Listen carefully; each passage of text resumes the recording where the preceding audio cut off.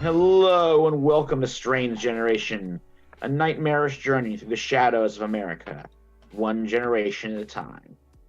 And this nightmarish journey, this particular episode, is entitled Midnight Climax. It is the second of our three 1950s arcs.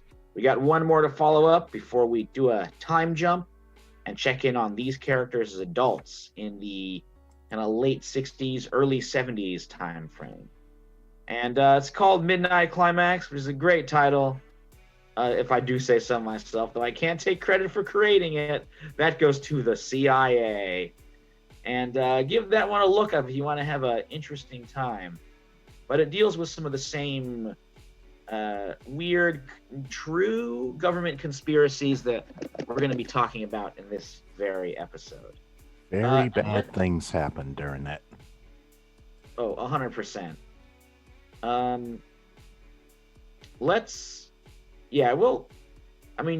Hey, do some research on your own. I cannot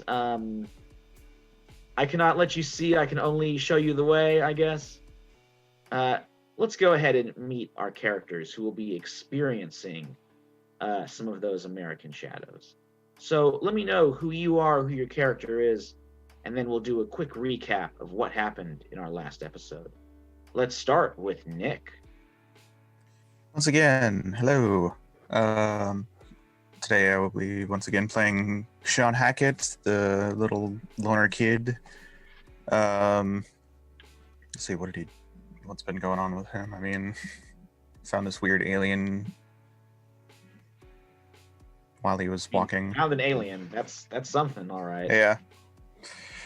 He just sort of has no idea what he's doing, or now he's dealing with like government agencies and whatnot. Just like, what is going on? So. Yeah, definitely. It's a weird situation. Also joining us is Kat. Hi, I'm Kat. I'm playing Rosie Walsh. She's 12. She hates everybody. She hates everybody because everybody's horrible. Her biggest fear is abandonment. She was just told that nobody likes her. So she's not dealing well with that. She's really mad at everybody. A horrible thing just threatened her. And she's like, well, why don't you go kill everybody else? Which seems like a really good idea to her, and she'd probably do it herself. But if this strange alien man wants to kill all the people that made her feel bad about herself, then she's A-okay with strange alien man killing all of them. She's really mad. She's really upset and confused. She's also really good at playing the piano, but she also hates everybody. Everybody. Sometimes kids have some big feelings. She's having some really big feelings now. Like, seriously, telling her that nobody likes her is probably the worst thing anybody could have ever told her. Yeah, I would say that requires an apology if I was, the what's the word? An adult who was in charge of this. A responsible adult. However, there is none of those around. Yeah, so, it was definitely at a moment where, like, the thing that happened right at the moment where she was like, well, screw him anyway. And I guess that'll probably make more sense once you do the recap, Michael. She's hurt. She's really hurt. And her mom's awful and her dad's not there. And that's her life. But she's a bully because she's damaged. Is everybody who's damaged a bully? No. But all bullies are damaged. That's just kind of a reality. That's Certainly. my message for you. We are also very happy to be joined by Dallas. Hey everybody, Dallas, and I'll be playing Oswald Wheeler, sort of a thin frame, wavy haired, glasses wearing kid with a nice big protruding nose. And he's definitely out of his element. He was just recently considering all these different entities that Sean talks about, in his book. He has like all these concepts of creatures and places, and he's just always asking questions. But now it's real. They found an alien in the trash, and it came back to life or like we thought it was dead at first. So it's really a crazy concept that like the simple games he played and was easy to calculate and win at, even with some help, maybe some from other friends around. This is a whole new world, and he's also not used to interacting with strange adults. But Rosie's pretty comfortable with that, so he has no choice but to go along with it. And he does agree. The piano playing was good. It really was. Good to know. And then rounding us out, we also have playing the youngest member of our quartet. It is Marvin. So hi, I'm Marvin, and I'm going to play the aforementioned youngest member of the cast so far, Jordan Mays, a good old Boy Scout, and overall just a kind of a strange little kid. I mean, Jordan's that kid in Boys in the Hood who would say, "Hey, you want to see a dead body?" That kind of weird kid. Because, unfortunately, he has seen some stuff. It's the 1950s, he's a black kid in America. Yeah, you would definitely see some things that, well, no kid should really see. Plus, he's actually seen his great uncle Isaac on the job, previous character of mine. And if you know anything about Isaac, you will know that a lot of bodies tend to turn up around him. Whoa. Oh, yeah. Jordan's got some issues and probably needs therapy later in life.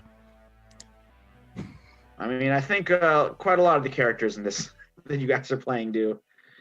I didn't know that Jordan actually seen Isaac Vorman, the Angel of Death, like doing his work. Is that right?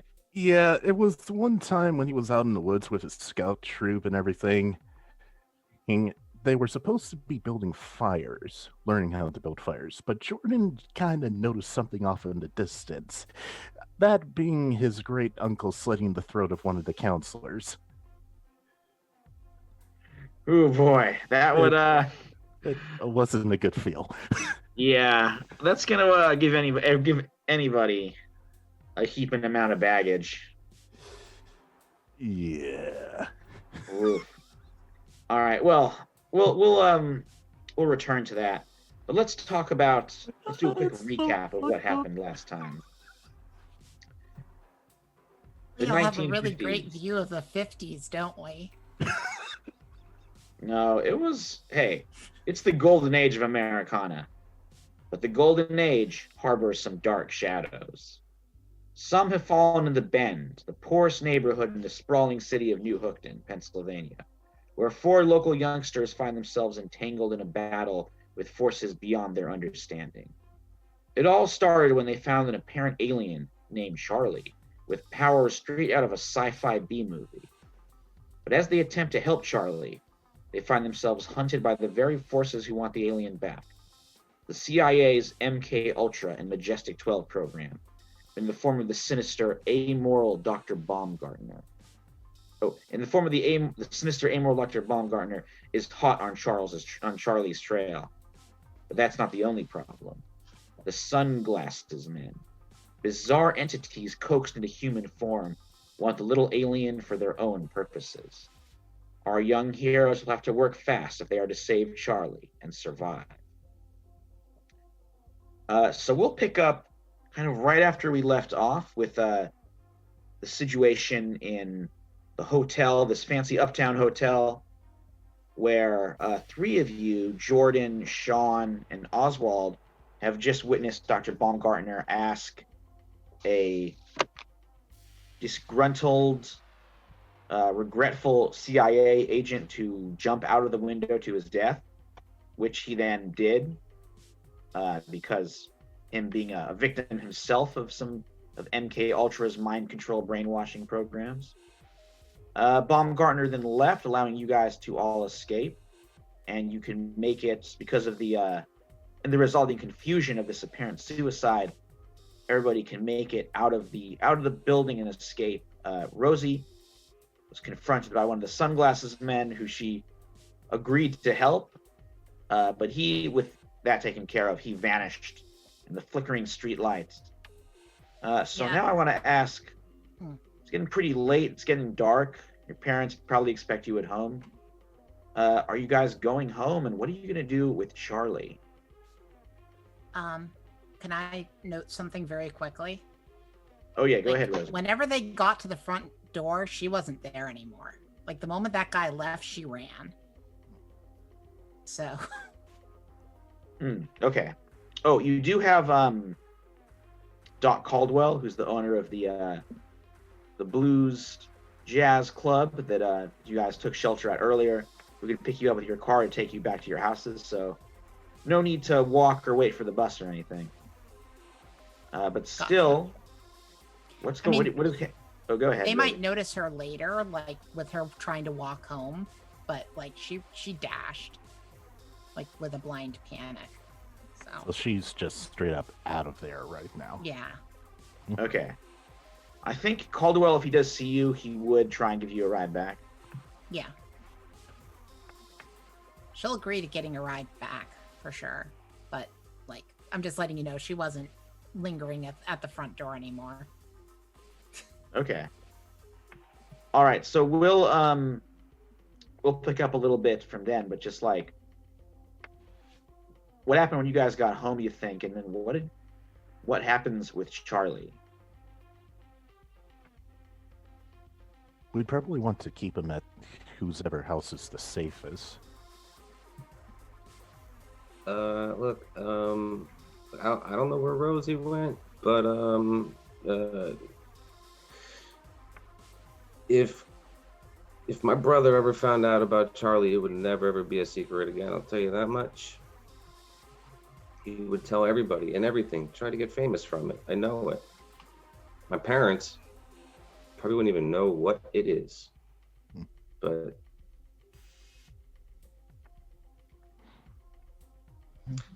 I can't say that's the safest bet.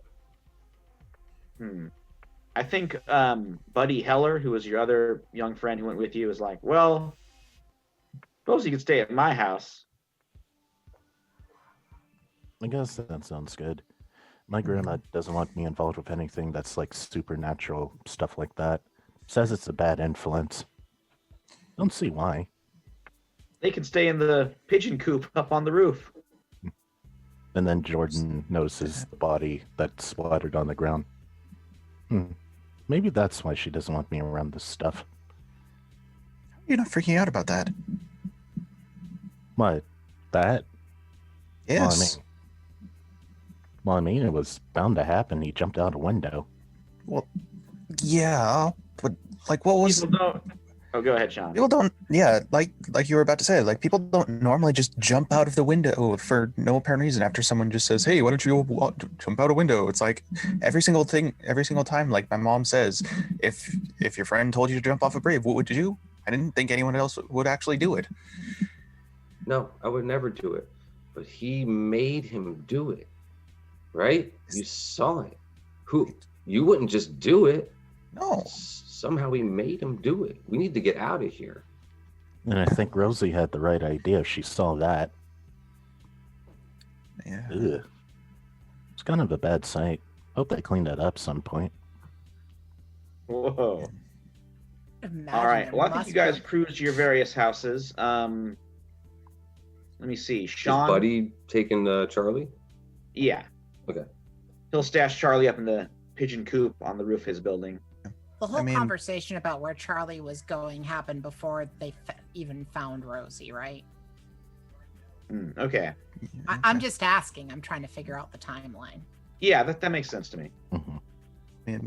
I mean, buddy, if you have some troubles keeping Charlie, we might be able to keep him with the Reverend at the church. I don't know about that. I don't think there's Reverend much knows a lot problem. of things. I mean, he gave me this book, and his brother was all about. So I think you'd be okay with maybe stashing Charlie. Huh. All right. Caldwell says, I suppose the old church is on the way. I can make a quick detour. All right, so they spin by the. I can remember believe it's like Saint Ursula's is the name of it. I think So that was correct. yeah, I don't which know is why I did the that. Catholic church there in the Bend. Yes. We pick yeah. Rosie up on Saint the way. Ursula's. Yeah, Rosie would be on the way there. And then Just walking through the freezing cold in her thin jacket that's all worn out. yeah, Caldwell definitely stops to pick you up. Oh, there she is. She gets in the car. If the front seat's empty, she gets in the front seat. If it's not empty, she asks whoever's in the front seat to get in the back. I move. And then she just sits there in the front seat looking angry. Okay. I think Caldwell will actually drop you off last, so you can get Okay. so you can like talk to you alone. Also, he kind of knows you have like a rough home to go back to. Yeah. So Sean, they will leave you to drop Charlie off with the Reverend. Why am I blanking on his name? Reverend Kelly. Yeah, who is the nephew of your character from our previous arc. Mhm. So we'll say you head into the church. It's pretty, it's kind of closed down right now. Into the main. I'm blanking on the place with all those long seats and the altar and all that. The rectory, is that Pews. what I'm thinking of? The pews. Yes, by the pews there. Yeah. All pretty empty right now. I would say Reverend Kelly is just kind of cleaning things up, getting everything ready. It is tomorrow is Saturday, so services won't be for another day or so, but he's making sure everything is spick and span. He is young priest. He recently finished his role at the seminary, and he's just arrived in this kind of tough neighborhood at the Bend. He is like, Buddy Holly style glasses, very straight Brill cream covered hair, and he's wearing, of course, the dark shirt and the clerical collar there. Are you just walking right in with the alien with Charlie hanging out with you? I think I would, if he was in his office, I'd just sort of knock on it, be very respectful, and sort of knock on the, and just be like, hey, Reverend, can I talk to you for a second? Certainly, my son. Come on in. Sure. Wait, no, he's a young, cool priest. He would say, certainly, sport. Come on in. He's also a Catholic priest, so who knows? Yeah, and this would be a few years before Vatican II. Yeah. Oh, did Vatican II make sure they had to call everybody my son until Vatican II happened? Vatican II is when they started doing the masses in a language besides Latin. Up until but I then, think- the Catholic Mass was in Latin, period. Mm. Well, I think even though Nobody he knew still what does the the priest mass, was saying, and it didn't matter. I think even though he does the mass in Latin, he's still a cool priest. So he would be like, "Come on in, sport." Hey, Reverend, do you think you could maybe, like, help me out with hiding someone for me? I know that sounds weird, but, I mean, we're not in a confessional, so I'm not sure if I can keep a secret for you, but what do you mean? Well, me and a few friends found, something. I mean, I guess, for lack of a better term, it would be an alien. So, and we also found out that, like, he's being hunted by like a group. So I figured who would understand and, like, maybe be able to help us. Well, I have seen some strange things in my life. I told you about him. Mm-hmm. Let's see this alien. Sure. And I'll just sort of drop the backpack and sort of open them up and. Oh, I didn't realize you meant an actual outer Yeah. space Martian. Well, I wouldn't be very much of a priest if I couldn't offer sanctuary to someone in need. You can Thanks, stay Revan. here at my office until you figure out what you need to do. Thanks, Revan. You're always awesome, and your story's the best. That's just swell, sport. Hey, you have a crackerjack day. Thanks. All right, so with that, Charlie's safely deposited at the church. Sean, we'll say they drop you off first. I don't think we need to play out the scene, but you think your parents they like understand you were being out late? Probably kind of unusual for you. I'm sure they were a little bit worried. Yeah, a little bit. I mean, I think my mom is very like the very caring, like worrying mother, and dad's just sort of the dad figure, like sitting in front of the TV kind of thing. Not like, Yeah, she probably fusses over you, and the dad's just like, I'm trying to watch the game over here. something like that. Yeah. Okay, how about you, Oswald? As far as like my evening, or Yeah, like what your reception is like when you get to your house. I would say, I mean, are we there like just after dark or like way after? Not way after. I would say it is in November, so the sun goes down a little bit earlier. Okay, Probably get mom's back around maybe 6:30, 7, definitely a little bit after dinner. okay. But Oh, not I'm that- after dinner. Just a little bit after dinner. Oh, I'm in deep shit. All right.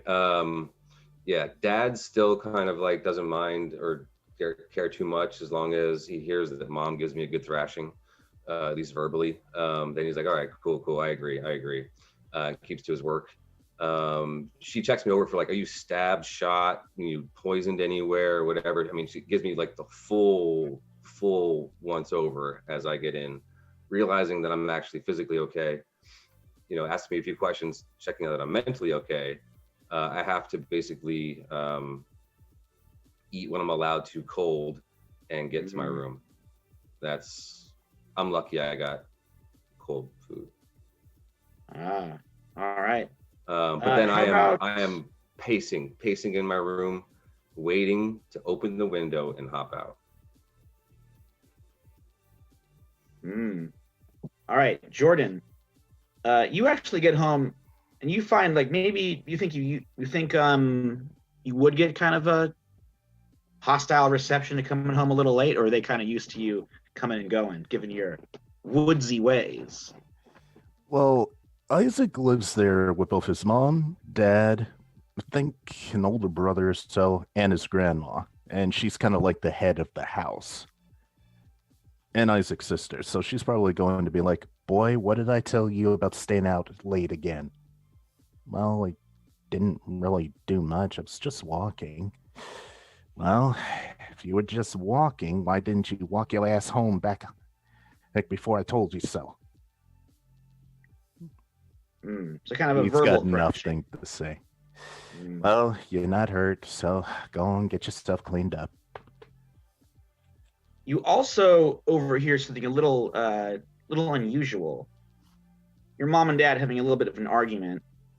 Your dad is like, it's your own brother.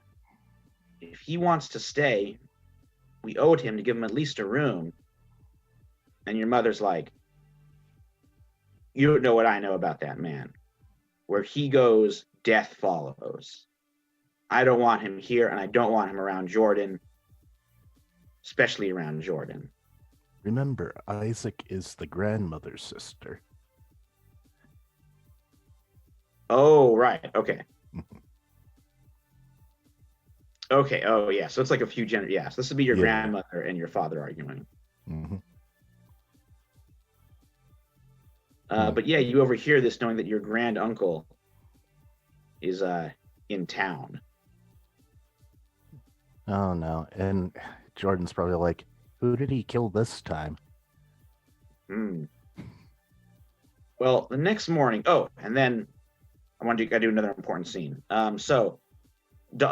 Rosie, Doc drives you pretty slowly over to your, like, the tenement where you live. And once everyone else is out of the car, he's like, Rosie, is everything okay? Yeah, I'm fine, Doc. I just got told that nobody's my friend today. Well, who I'm said upset that? about it. Sean did. Said He seems nobody's like my a good friend. boy. But even good boys will say extremely stupid shit now and then. Yeah. I wouldn't let it get to you. No, I know. It's just, you know how it is. It's the same sort of thing my mom says to me, so. Well,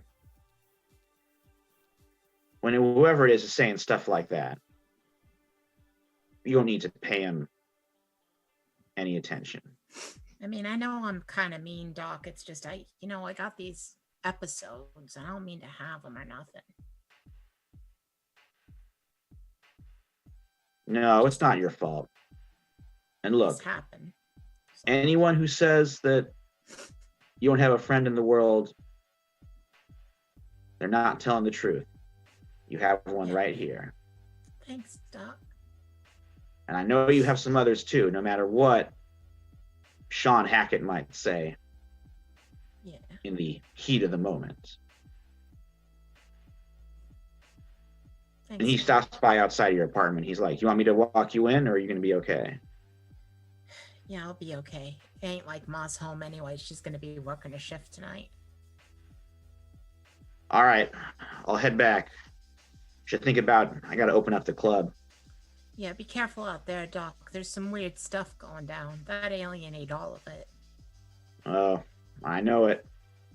All right, I'll be seeing you. Be seeing you. Okay, so you were able to get into your cold, empty apartment. Yeah, she goes to the fridge, looks to see if there's one thing her mom does stock, it's beer. So she grabs a beer out of the fridge, pops the cap off on the countertop, turns on the TV, watches My Three Sons, and eats a slice of white bread and drinks a beer. Ooh. That's where she falls asleep.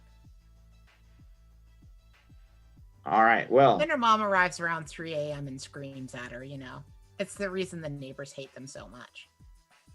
Yeah, nothing like that in the middle of the night. Ugh. Yeah, screaming at her about, why are you dipping into my beer? You're only 13, not realizing her kid's actually 12, and, just that whole thing. Because that's sort of I think one of the reasons Rosie doesn't get fed very often is her mom eats at work. Yeah, and she never keeps food in the house. She never really keeps food in the house. So, Rosie was lucky there was some white bread. Well, after that... She's got a happy life. Yeah. After that sad episode, we'll cut ahead to the next morning. When you guys all get a phone call or a visit from a buddy who asked you to meet him at Costas's diner. I'm sorry, Costas's Deli, which of course has a dinette in there, so people can enjoy the sandwiches and malteds from the soda fountain you can acquire there, saying that he knows just where to go to handle Charlie.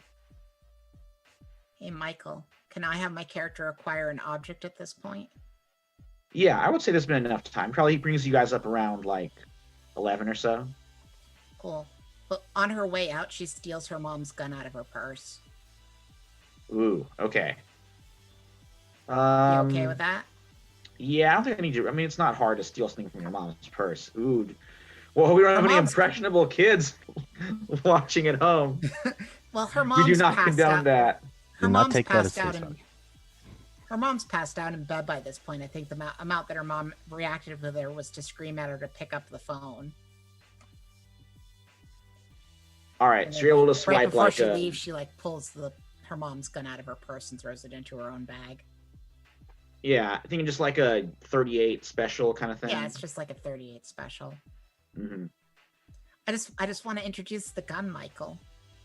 All right, we'll see what happens with it. So we'll cut ahead to the diner. All you guys are in there.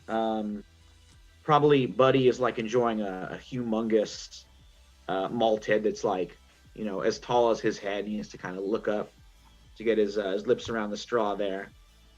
And he has his backpack next to him, and like you can see Charlie poking his head out. Charlie still does have 7 psychic energy tokens, by the way. Probably Charlie's like fingers are going up and they grab like some fries and then bring them back into the backpack for him to dine on. So Buddy says, fellas, I was doing some looking around and I found this place. It's the perfect place to take him. The woman who works there, she knows all about aliens and weird creatures, creepy crawlies, ghouls, all that kind of stuff. How do you people know these people that know all this stuff? I only know a guy that owns a jazz club. He's real smart. Hey, waitress, can I get some food? Yeah, you can order. She orders rather a lot of food for herself. I don't know what everybody else knows the supernatural, but I think my parents mentioned, and my grandma mentioned, that my great uncle was back in town. Heard stories that he knows a lot about this stuff, but again, I'm not supposed to talk about that. Really, I don't even know why I'm involved in this at all at this point. Honestly. I think it's just because you saw the alien. Yeah, Well, I don't want to have. Like, if I could unsee it, I would. Well, it's too you late. have. Oh, sorry. Go ahead, Isaac. Go ahead, Jordan. Sorry, but it's too late. We've all seen it, and now we're all involved. Yeah, but that was like, look, there's people jumping out of windows and stuff. I don't want to have nothing to do with that. Buddy says, "Hey, you're our muscle. We'd be toast without you." I mean, he's not wrong. Yeah, but there's a lot of things that we're going up against that. Like, I'm 12 and a girl. Like, I'm not. Like, I can maybe rough house at the school, but that's about it. I mean, maybe that's More maybe than we the should three of talk us to could this probably person. do, Rosie. Yeah, probably. Yeah. I still that? don't know how to build a fire. Says the more than the 3 of us could do. I'm just saying, like, look, this isn't something that we should be taking care of. This is something that's like, that's for adults. Like, this isn't something that we should be doing. Like, there's bad people that are going to hurt us. Oh, no, he ain't wrong, but like, What adult could we get involved, though? I mean, maybe I'm we should. saying not get involved, just hand it off to them. But he's like, well, most adults would, just hand them over to the government. Well, then that's what we should do. But No. he doesn't want to go to the government. Well, I don't Charlie. care what he wants. I want to not get killed. Look, let's just see the woman who I found out about. She'll help us. We'll save the alien. We'll save the day. We'll be heroes. Look, I don't want to die either, but Oh, yeah. this thing could. I mean, we know it's Charlie, right? Okay, Charlie could be something like very, very cool, very, very helpful. Right now, he's all weak. Charlie is like continuing to grab like fries. Yeah. At least he knows what's good. She's gonna like eat her True. food as far away from Charlie as she can, by the way. So she's ordered a hamburger, some fries, and a chocolate malted. And a coffee. Whoa. That is Yeah. She smokes and drinks. She drinks coffee. Yeah.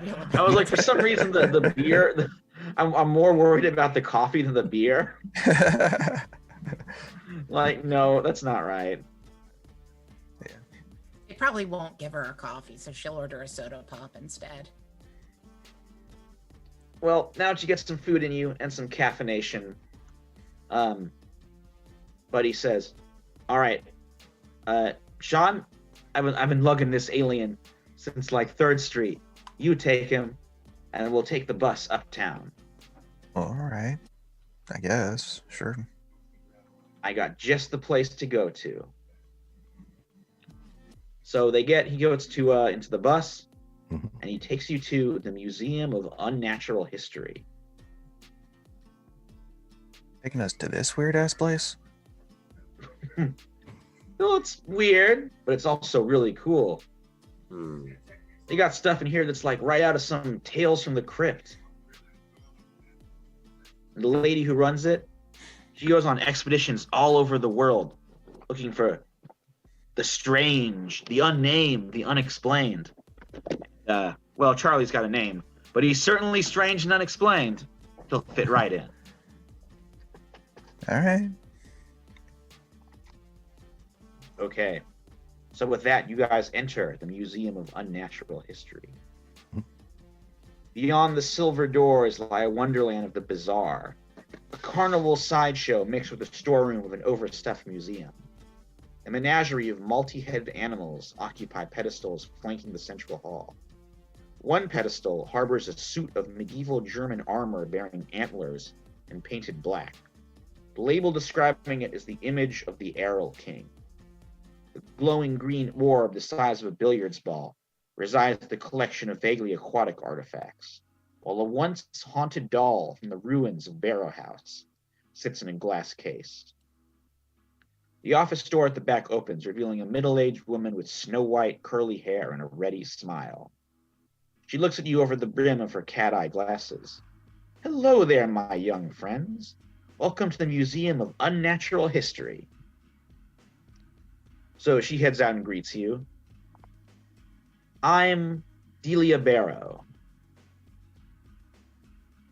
Have you come to take the tour, look at some of the artifacts from beyond the pale of the human experience?" Hi, my name's Oswald Wheeler, and "Hello there, Mr. This- Bueller. these guys are with me, and we were very curious about this place. But Buddy said he knows. Is it you very well? Is that, sorry, out of character? Is that what he's? Buddy knows her very well, or just the place? Well, Buddy's dad had a run-in with her older sister, Gotcha. Okay. so they have never met before. I was kind of curious. What's the strangest thing you've ever really seen? She's like, "Well, I had an experience in my youth off the coast of New England, but I'd rather not talk about that. Anyway, would you like take the tour? It only costs a nickel." I still got some money left over from my tips last night, so sure. Ah, I mean, a Okay. tour would be nice, Mhm. but don't we want her to look at the alien, though? you have an alien with you? Yeah, he's right there. Well, What? What? Really, dude? That's why But we're he's here. like, "Well, I guess the cat's out of the bag now." I was about So to he ask took about back- that armor. I mean, is that really the Earl King's armor? That's just the real Earl King never really wore armor. That's a reproduction made by a medieval German baron in the style of the Errol King, which he wore into battle to terrify his enemies. It's a rather interesting curiosity. But you have an alien? My dad said that all Germans are creeps, and that if people had seen the things that he saw when he was fighting the war, then nobody would ever talk to another German again. That is a rather intriguing point of view. But I must again insist upon seeing this alien. If you're, since the cat's out of the bag, I'll sort of like We were going to Promise throw the not cat to- out. the bag partially and- like unzip it and The alien's Right. out of the bag. Yeah. All right, I so mean, I Charlie didn't know my dad emerges. too well, but that's something that he talked about a lot. Sort of a clue to why he has like disappeared. Yeah, so Delia looks over this alien and says, "Well, that is strange. I haven't seen anything like that since certain what's the word that I should share before you youngsters? Certain experiences I had in my youth involving pipes and needles."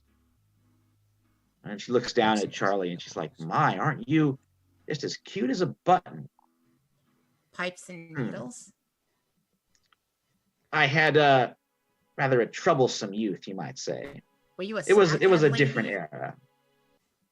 Oh, what's that, Rosie? I said, were you a smackhead lady? Are we turning this alien into a smackhead? That was all in the past. I've been clean for several decades now. Anyhow, let's go have a look at the alien in here. The real reason I keep running the Museum of Unnatural History. She takes you kind of down a small corridor into her office, and there's like lots of cork boards full of like UFO sightings, strange ruins, news clippings. It's a conspiracy theorist, paranormal researchers' dream all sprayed around on the walls. I thought the Reverend stories were outlandish. The Reverend? Oh, you mean the Kelly boy? Yeah, Reverend Kelly. Yes, You know him? I knew him when he was around your age. We were actually captured together and being held hostage on a yacht in a sunken city full of fishmen. Wait, you were with him there? I was. Until my sister and some other, well, heroes is what they are, came and rescued me. Yeah, he mentioned his brother.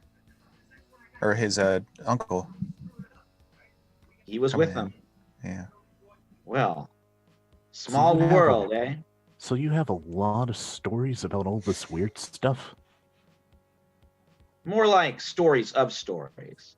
I've been traveling the world, keeping my feelers out, going through some papers and artifacts my sister acquired on her travels as well, trying to piece together a web of what reality is really like. Why? Oh, I see Rosie's raising her hand. Go ahead, Rosie. Something Rosie's looking for in this room, since there's like a bunch of conspiracy theory stuff posted up on the wall. She's looking for something that looks like the guy from last night. Ooh, okay. Because she still hasn't brought that up with anybody yet. But like, if there's a bunch of crap posted up on the wall here, she's trying to spot if she sees that. Okay, why don't you give me a really low brains roll? Okay, well, she's got really low brains. 3. That's good. I was gonna say if you did like more than a 2 or a 1, you would pass this one. Yes, you notice there is a photograph from like the late 20s. I mean, I was gonna say it's all in black and white, but like 50s photographs were in black and white, so. But it shows like kind of a hunched over overcoat wearing figure with like a fedora, bundled up, and you can see just kind of the glare of like the camera, the flash bulb being captured in these like sunglasses. And it says, like, written above it in Medelia's own curly Q handwriting, it says like emanation of Abraxas ?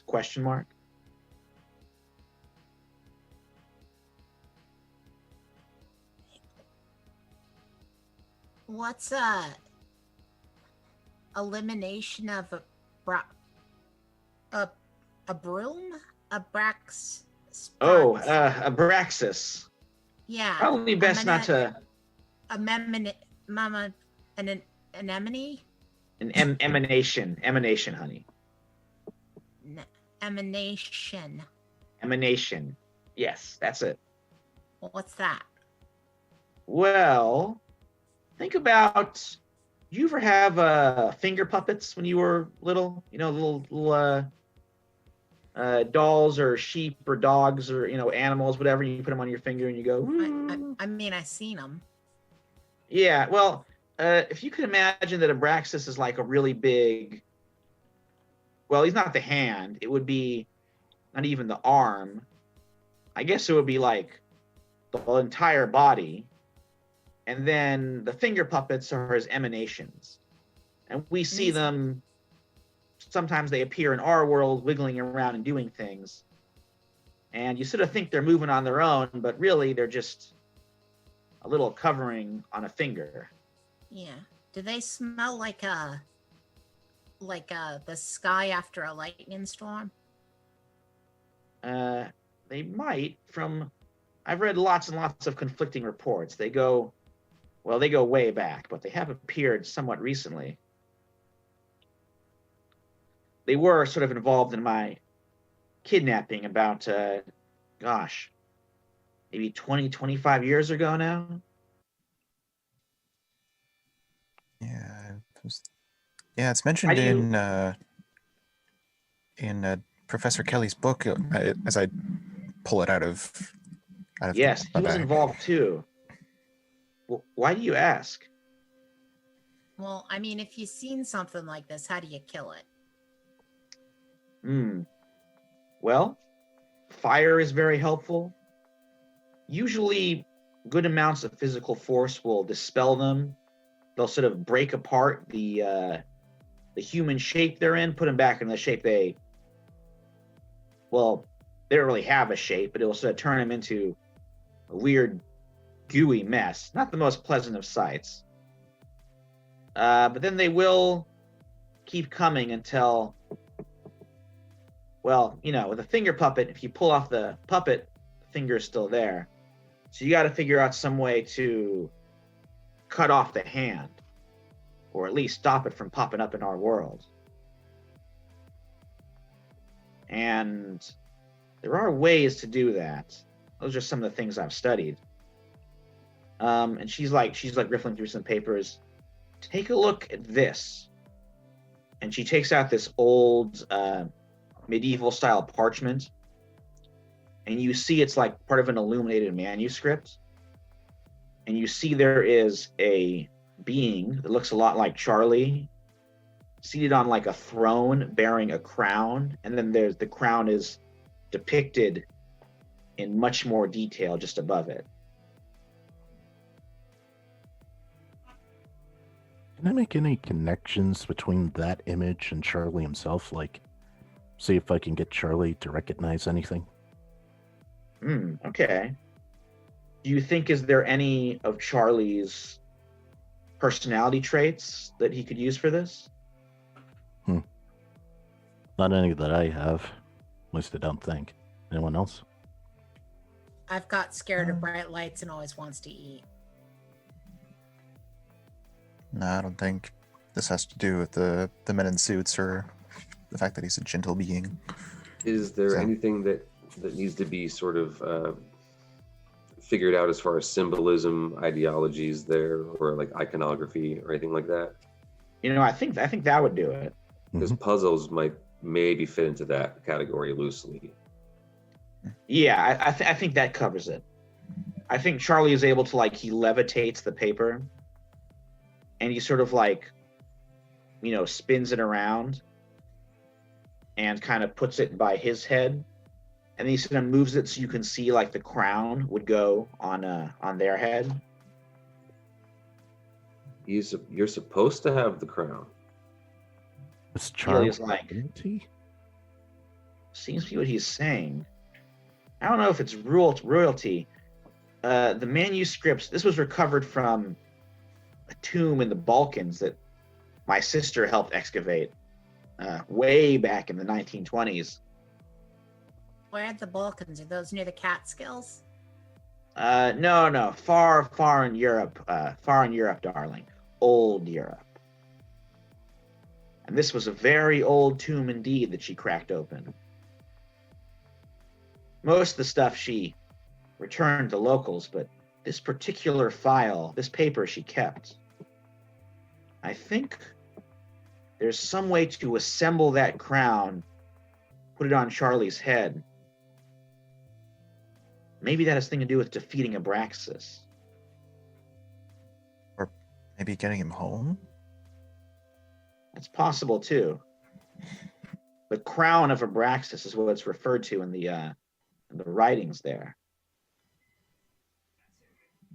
Wait. Desi was I'm able to get it translated. It's from some long dead Proto-Balkan sort of language. Wait, what does a being, an extra-dimensional being, have to do with an alien? Well, I mean, who's to say he's an alien like from Pluto or Mars or anything like that? Yes, Maybe he's that's from the true. same place Abraxas is. Charlie, are you from this? Do you know about this Abraxas? I would say that you can see Charlie's eyes like they go even wider than they usually are. So wait, But he's so like- this crown is like in the Balkans? No. These look like blueprints. If we can find some way to put this crown together, maybe that could serve Charlie's purpose. And then she's looking closer. She's like, there's one fella I trust to build it. And as luck would have it, he's here in town. Do you kids know Big Jack's garage? Wasn't Big Jack one of the people who rescued you? Yeah, Jack Rabbits. Like I said, he's here in town. He owns this garage over in the Bend. I heard stories about Big Jack from the Reverend, but I don't really know him personally.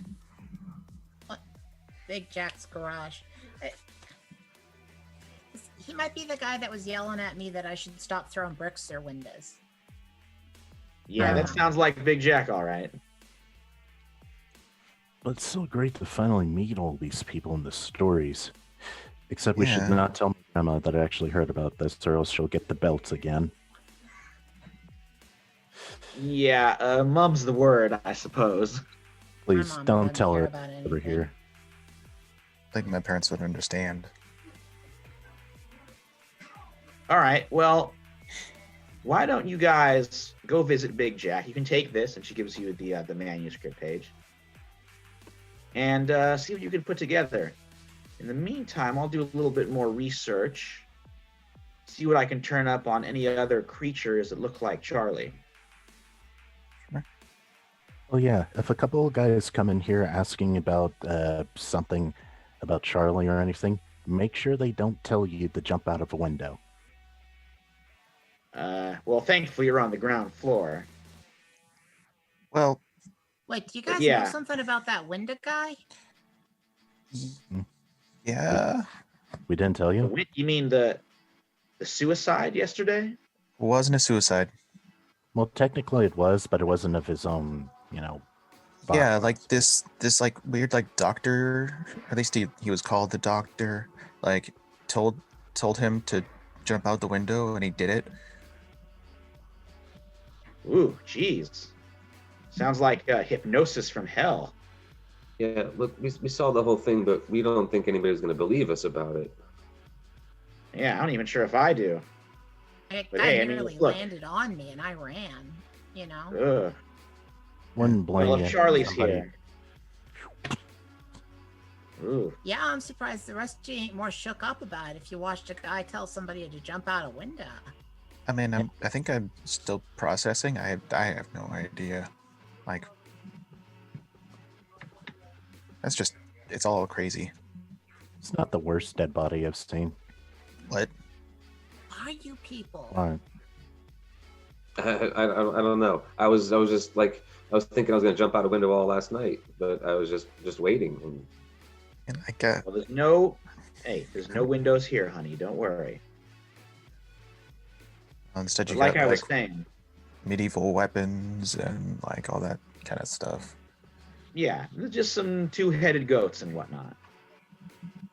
I don't like any of this. No, it's definitely not something that we should be. We honestly, we shouldn't even be dealing with this. But okay. Yeah, lady, Hey, like... That's we're what I gonna thought. Take a bus back to see this Jack guy and... he's He'll gonna- know what fact. to do. In fact, Well, why like aren't I was you saying- going to see Jack with the alien? Yeah, why can't you take care of it? I suppose I could.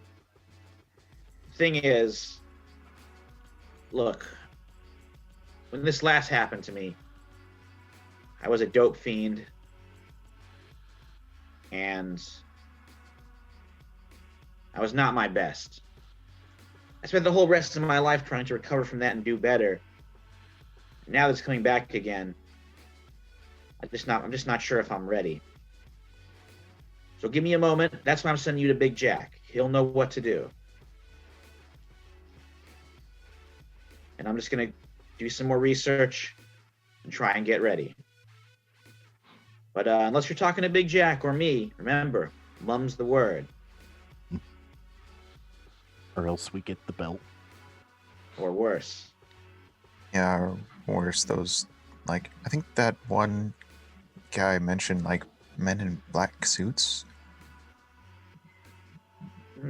Glasses. Yeah. Yeah, So the emanations of Abraxas. is that? Like your, I think your friend at there the was talking about. at the mention of the men in black suits, Charlie just starts to shake. Yeah. Oh, I think he definitely would have been scared earlier, especially if Rosie pointed out that picture. Yeah, Michael, I can't remember what the thing kept saying to her. It was like about the pop hits. Yeah, he said, the exact phrase was, "Do you enjoy the latest hits?" Do you enjoy the latest hits?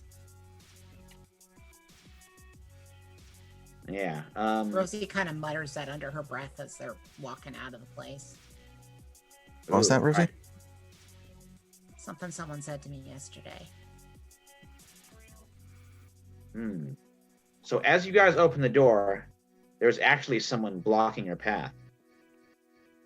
It is Officer Friendly Freddie Frankowski, who is the beat cop in the Bend, known more for looking the other way than actually enforcing the law. But now he's like looking down at you guys and is like, "Well, look at you five, taking a bit of a field trip uptown, eh?" Uh-oh. Ain't against the law, is it, officer? I suppose not. Just a bit unusual. But you don't think kids would want to go to a museum? Well, I suppose certain kinds would. That's not why I stopped you, though. I'm kind of got a lookout for you. Heard there was a little bit of a fracas down in Knockabout Alley the other day. Wondering if you kids knew anything about it. I mean, look, if something happened down in Knockabout Alley, it's probably Bucky and his gang. You think we would be there? Us? But yeah, we want nothing to do with Bucky and them. That sounds like Just the a wrong bunch way of- home from school, right? We're just a bunch of dumb Right, kids Sean? trying to visit a museum. What do we know? I think someone's gonna have to roll a charm. Who has the highest charm out of all of us? I got a D10. Definitely not me. I've got a D4. Same. I got an 8. So I mean, that doesn't matter really. Just roll it. Have someone have fun. I'll roll it. I'm I gonna can roll roll it it because as it's well. amusing for kids to Well, I be think, utterly I mean, all you guys were kind of making excuses, so it could be any of you guys. I'm Any gonna- or all of us? I'm gonna roll it. It actually exploded. I rolled a 4 Hey. on my Oh, 4-sided nice. die. And I rolled go, a 10, go. so Go, go, go. Oh, okay. We you got so guys- this. that is a 7 altogether. Yeah. Wow. And then Jordan, what was your total? I rolled a 10, so that exploded, and I got a 9, so 19. Wow. Don't forget You you, get guys a are the plus most 1 for trustworthy- being a kid. Oh, Damn. yeah. So, unnatural 20. Yeah. You guys are the most trustworthy batch of kids around. So, together, we lied our asses off. I mean, there's no Frankowski way that 100% Bucky said, believes like, you. I was threatened by a 12-year-old girl. There is no way that's his story. No. Right. So he's like, huh. Well, I guess it does sound a little silly at that, you kids going through Knockabout Alley. I mean, maybe Rosie would, but The rest of you three strike me as pretty solid citizens. All right, run along now. And he lets you guys make it to the bus stop. Not gonna lie, I keep forgetting that Buddy's with us. Yeah, he's still there. That's why I said the 5 of you. Yeah. Solid citizen. They actually sent a for real officer again for me this time rather than a truancy officer. I'm really moving up in the world. Yeah, And but Buddy's like, do you suppose, I mean, Officer Frankowski, he's not in like the government. Well, I guess he sort of is, but he's not in like the real government. But do you suppose the real government sent him to look after us? that's some weird thinking, but not too far-fetched. He's police. I trust him about as far as I can throw him. I mean, if it wasn't... Honestly, when he first showed up, I was worried that my mom had called the cops. She's Yep. done that before. Jeez. Your mom? Yeah, I mean, the last time I stole her gun. Wait, Like what? you You stole have her a- gun? You stole what? Yeah. I mean, look, well, there's a lot of bad guys after us making people jump out windows and stuff.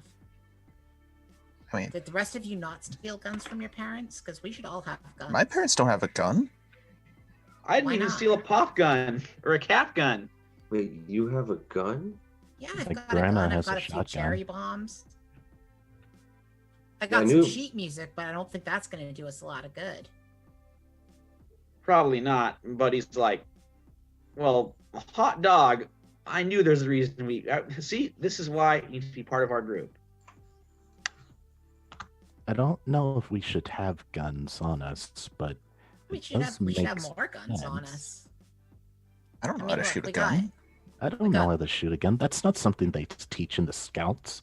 It's Hey, really it can't be easy. that You hard. point- The Lone Ranger does it all the time. It's just wow, pow, pow, pow, pow. Easy. Yeah, you point it at whatever you want to die, and you pull the trigger, and then it's dead. Mm-hmm. But I only got 6 bullets, so Hmm. hold on. Well, let me check. hopefully She we only reaches have to into her fight. bag and looks and is like, yeah, 6. You have 6 bullets. Wait, what's the caliber on it?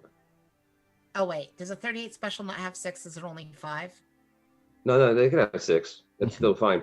But he's just like 38 special at 450 peak per second at 95 per square inch. That'll put a 190 pound man down in 2 hits. That's pretty impressive. You can shoot that thing. I mean, I'm okay at it. Sometimes I do target practice out Nocturne. Knockabout. I'm gonna keep calling it Nocturne. I've read. Yeah, it. I think that's from Harry Potter, so That is you Harry gotta be a Potter. little careful there. I know. Knockabout. Mm-hmm. You know, sometimes down by the garbage dump. And with cherry bombs, how many cherry bombs do you have? I don't know how many she currently has left. The cherry bombs Used at a about gram. 2 last time. Maybe like I don't know. Well, just she like didn't. 3. She didn't manage to light that last one, so she Oh, saved right. that last one. So maybe like 5 or 6. Yeah, Oof. I got 5 in there. At a gram of powder per cherry bomb, that's about a half a stick of dynamite if you put it all together at once. Do you know where to get more cherry bombs, Rosie? Yeah, I mean, there's plenty of places you can get cherry bombs. I don't know where she's actually been getting them. I don't know where one actually acquires cherry bombs, but she would. Quarter Oh, stick, there's I probably guess. some like back alley Quarter stick. like toy merchant who makes like runs down to Mexico every so often to get illegal fireworks and brings them back. Yeah. Or actually, I mean, the 50s probably they weren't even illegal. Yeah, you probably just would buy them at like a place that sells fireworks. Mm-hmm. Maybe he like saved a stash from 4th of July that he parcels out over the rest of the year. Yeah, usually I buy a bunch of them around 4th of July, because I'm patriotic. All right. So with that, the bus returns to the bend, and it's not too long a walk to Big Jack's garage. So you guys head on in. It's a hive of automotive activity. Workers in coveralls buzz between a half dozen cars on lifts or parked on the stained cement floor. Shelves overflowing with tools and pieces gleam on the walls. Past the dusty windows, the junk and scrapyard sprawls into the distance, a garbage wilderness inhabited by rats and dogs. The center of the garage, Big Jack himself works on a hot rod that would put any custom car to shame. A brilliant cherry red machine with an exposed motor and an antler-tipped skull before the bumper. He wipes weathered hands on rag as he turns to face you. Age hasn't made him any shorter. Big Jack towers above you, sporting a tight white beard and a pair of sunglasses under a flat cap. He approaches, walking with a slight limp. Easy there, kids. He gives you a 1,000,000-watt smile. How can I help? I definitely don't lie when I say you're big, but Yep, Big Jack's the name. They don't call me that for nothing. So we were told by Miss Barrow, Delia Barrow, that you could help. Little Delia, yeah. Well, not so little now. She wasn't that big. Or Look, was she why don't you fat? kids come into my office for a second? We'll probably best discuss this away from the sparks and machinery. So he Runs brings a you into his finger along office, it. kind of off to the side. So, what did Delia want? We have an alien we want you to take a look at. Jesus, dude. Yeah. I love how Jordan just go reveals it instantly. This is why I don't hang out with 9-year-olds. They just put stuff out. No, this is accurate 9-year-old behavior. They just blurt it out. Yeah. I know, that's what she's saying. Big Jack's like, holy shit. Pardon my language. You mean like a spaceman? No, I mean like a actual alien, like Charlie. Show him. Apparently he's an airplane entity. And also royalty, but we're not really sure. We got to build a crown. And Build for a some reason, crown. he's an airplane entity that has more than one plane. I don't really get it. Can I? Well, that's a new one on me. I'm gonna. Yeah, everybody kept saying he had extra planes. He's an airplane entity with a lot of planes. Oh, right. Those A kinds of plane. planes. Yes, an extra planer.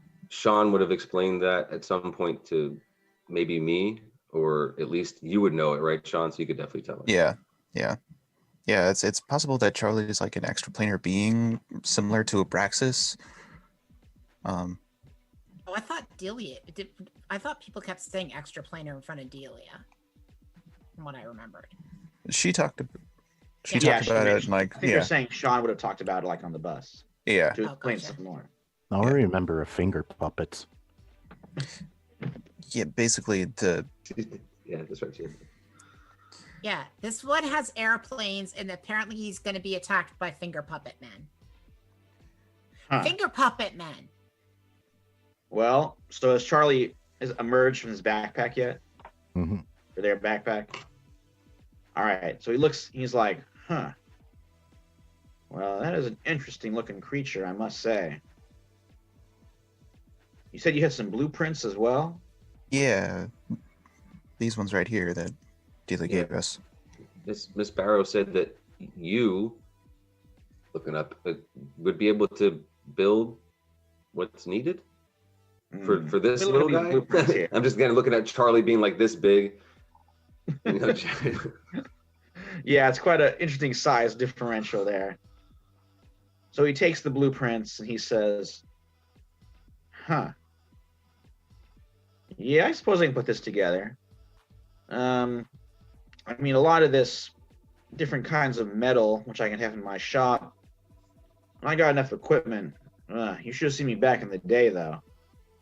I tricked out airplanes, limousines, armored vehicles, you name it. If it rolled, flew, or floated, I could build it. Submarine? I suppose I made a submarine now and then. Seaplanes are my favorite. They can fly and they could float. So this crown's no problem. Why don't you wait here for a second? I'll see what I can put together here. We'll wait so for he your goes- work to be done, Mr. Rabbits. All right. So he goes off and starts kind of rummaging around. And pretty soon he gets all the ingredients and he starts putting them together. While this is going on, one of his workers pokes his head in and says, like, "Is there someone named Rosie here?" Yeah, that's me. "Yeah, there's someone on the telephone for you." Okay. I don't know why anybody would know I'm here, but all right. She'll It's a pick little up strange. the phone. Yeah. So you take the phone like in the office there, Yeah. while Big Jack is starting to assemble the ingredients, and you hear coming through the line. Do you enjoy the latest hits? Yeah, they're making a lot of hits right here, right now. You're at Big Jack's. Yeah, that's right. Leave me out of any continued hit making, okay? Will be there soon. Yeah, all right. Just, don't hurt anybody. Just take the little weirdo and go. The line clicks dead. All right, so Big Jack is now, he's put together like some wires, some piping, bits of metal. I imagine Like- while he's working, Jordan's like peeking over his shoulder, doing that annoying kid routine. What's that? What's that? How are you doing that? What are those things? Oh man, this is definitely very true to a 9-year-old.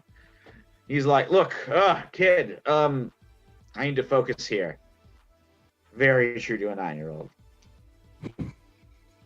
Look, there's one thing that I think this needs, and he points to, like, the middle bit which would be the kind of like a kind of a spike going up from the center of the crown where Charlie's forehead is.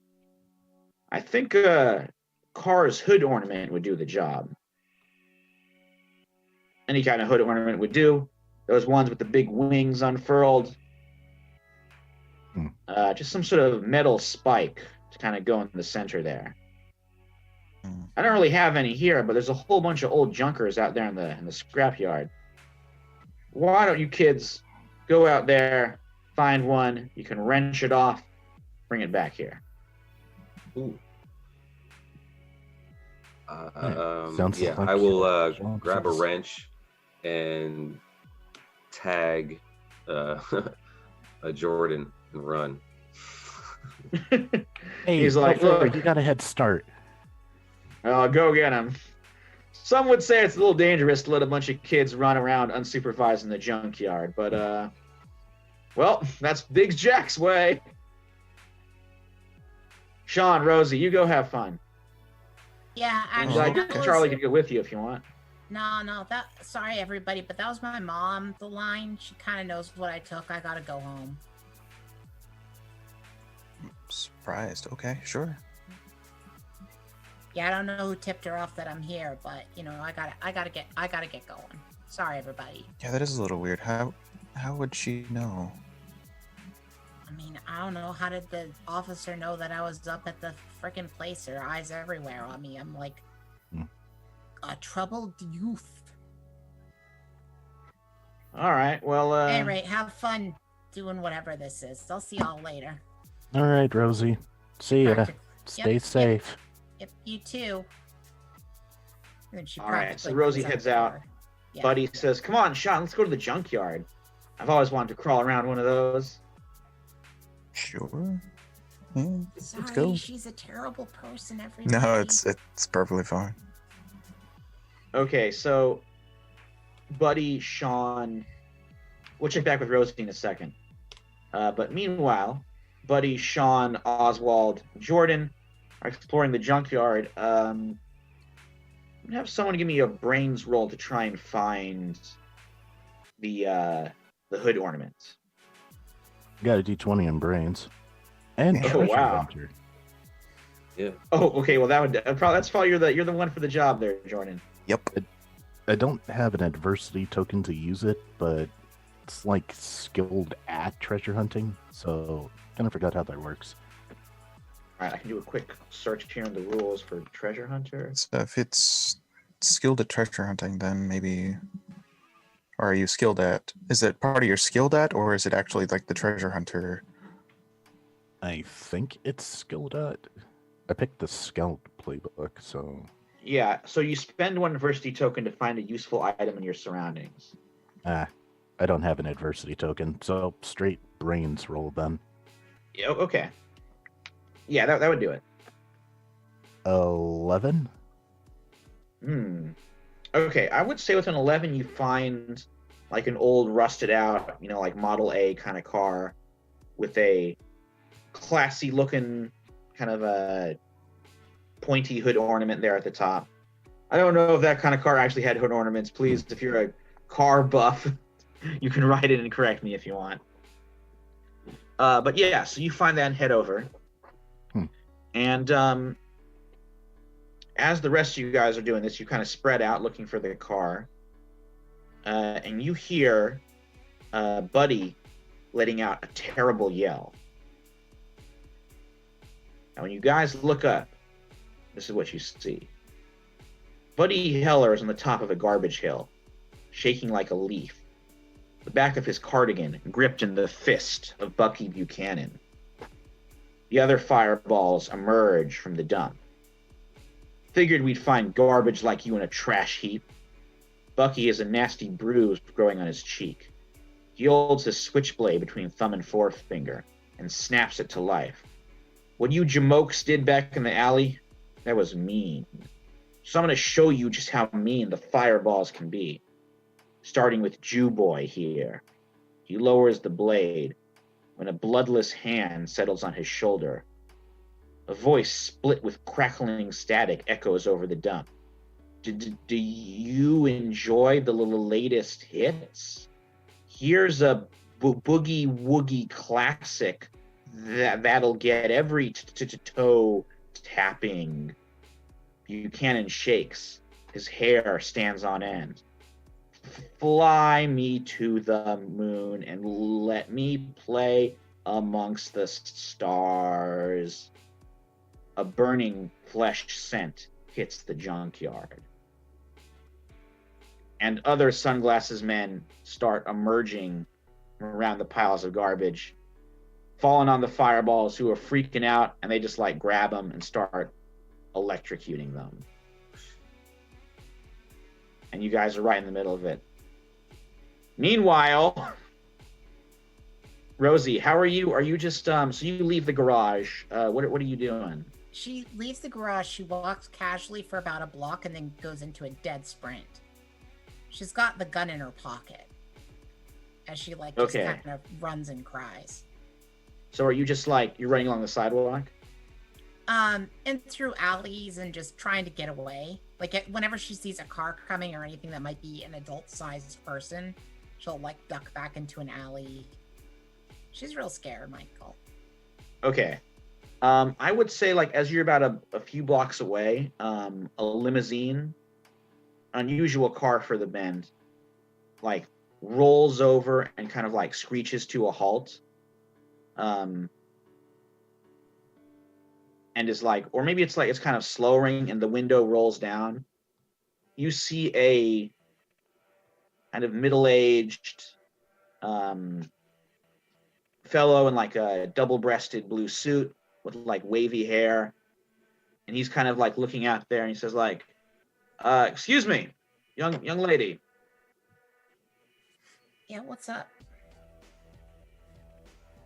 A word, if you please. Look, what do you want, mister? I'm not having a great day here. Oh, I understand. It's a doctor, by the way. Dr. Baumgartner. Okay, I don't think they ever said the name Dr. Baumgartner to her, did they?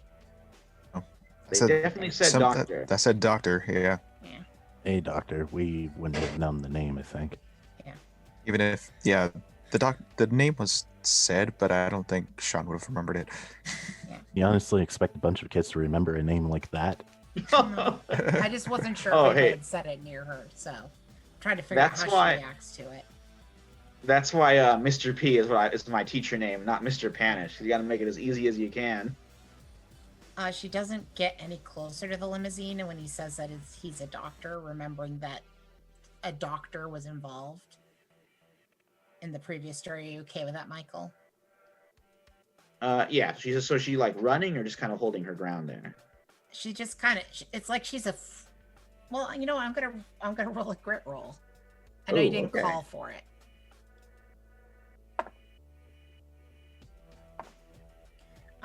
Surprisingly holding her ground because I rolled an 11. Ooh. I rolled an 8 and then it exploded. Oh yeah. So she's decided to seem tough, even though she's worried that this might be the window guy. Okay. So sorry, what do you want, Doctor?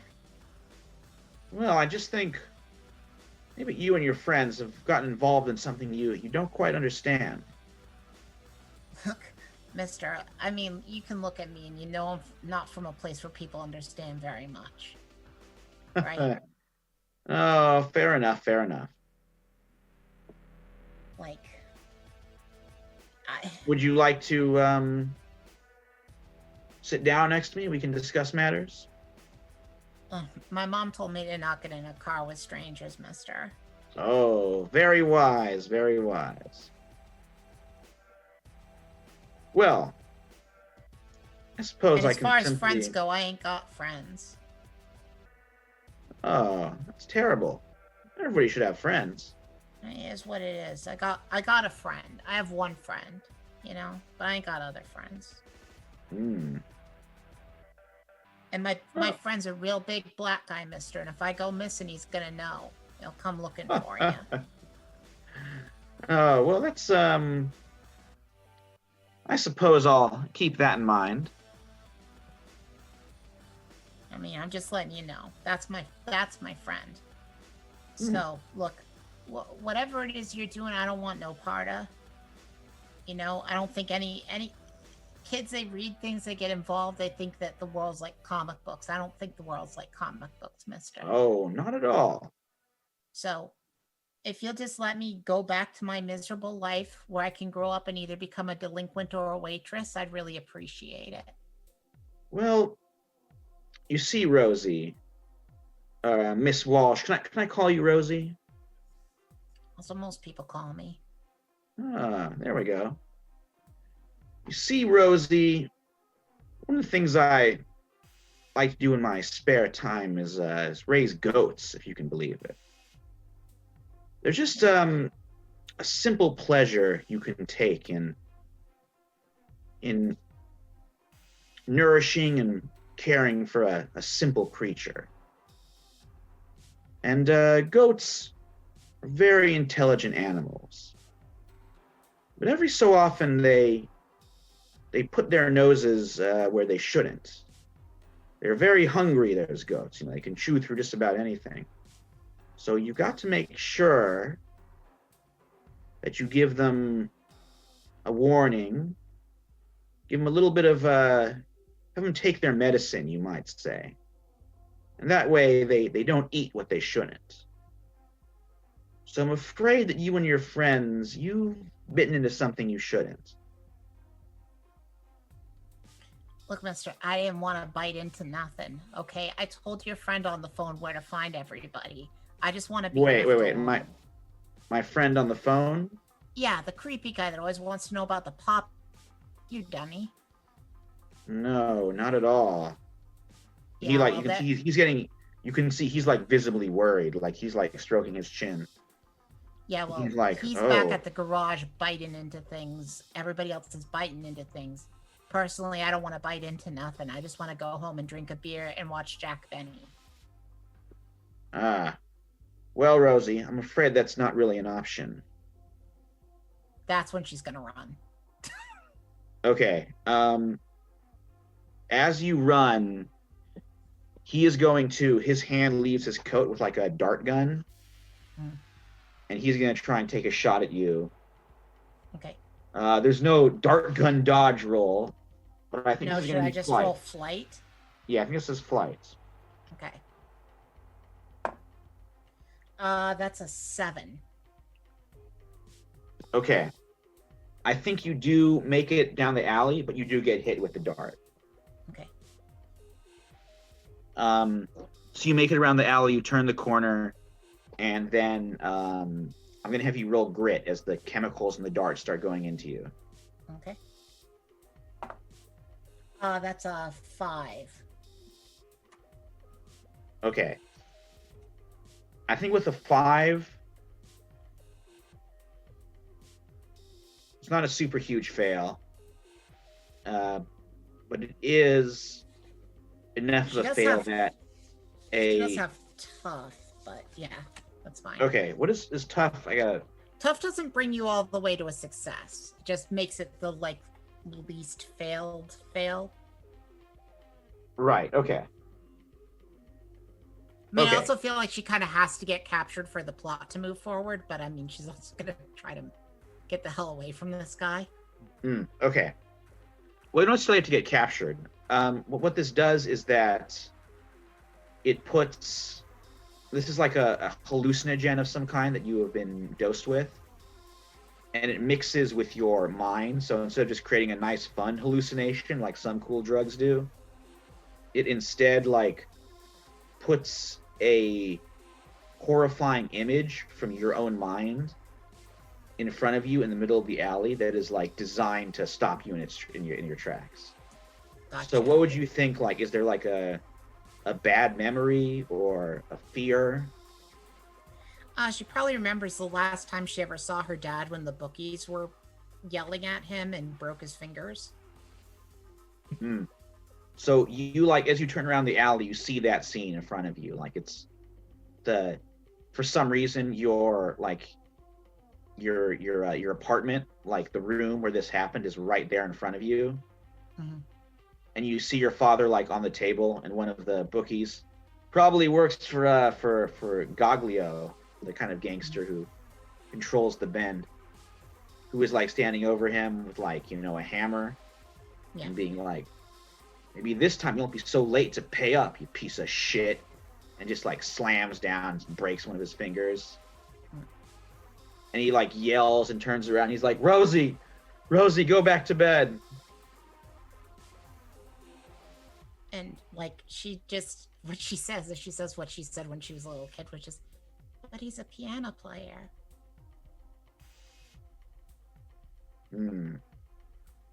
So I think as you slow down and stop, Dr. Baumgartner has limped his way down the alley and puts his hand on your shoulder and says let's go get the rest of your friends.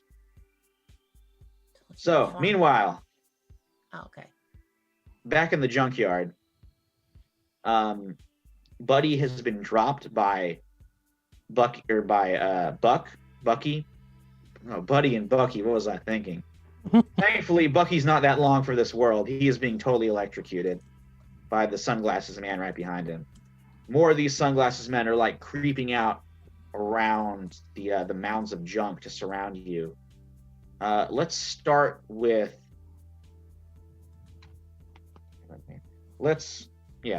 Sean. Sure.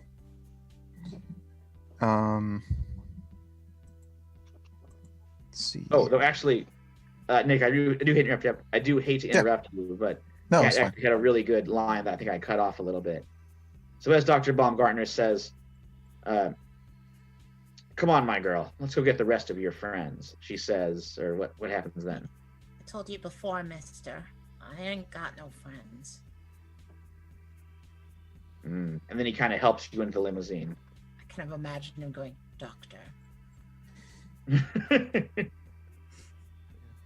As more of these weird memories are flashing around you, and you cruise on back to back around to the junkyard.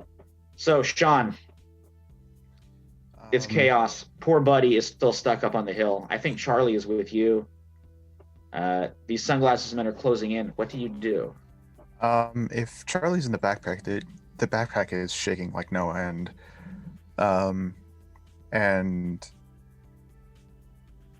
I think with that, let's see. I kind of want to use my intuitive skill, but I'm not, like strength, but I'm not really sure what to ask. So,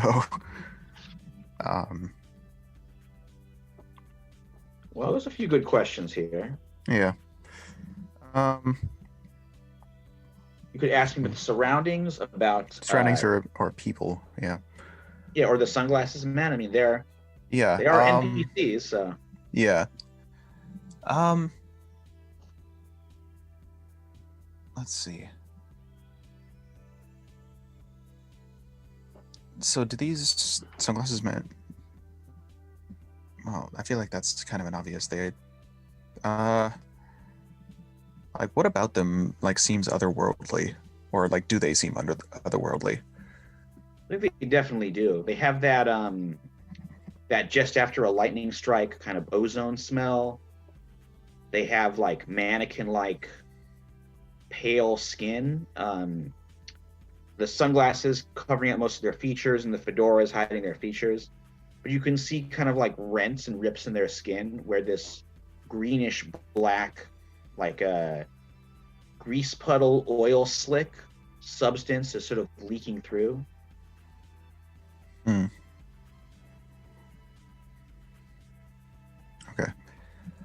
And of course, I mean, the way they talk sounds kind of like, static and like a bad radio transmission. Yeah. Okay. Yeah, Sean is definitely remembering sort of like what he's heard about the Braxonites, and he's just like, nope, and just sort of he just starts to book it back to the garage. All right, you're leaving poor Buddy up there. Sean doesn't know what to do about that. Well, Sean's not a fighter. Look, Michael, we were the brave kids in the last game, okay? We're not the Yeah. kids anymore. This is like cowardly kids on bikes, I guess. Yeah. Well, we'll see about the other two. All right, go ahead and roll flight. Let's see if you can do it. That exploded. Oh, okay. Outside difficulty is like a 5 or a 6. Well, the explosion is a 12, so with another 2, so 14. All right.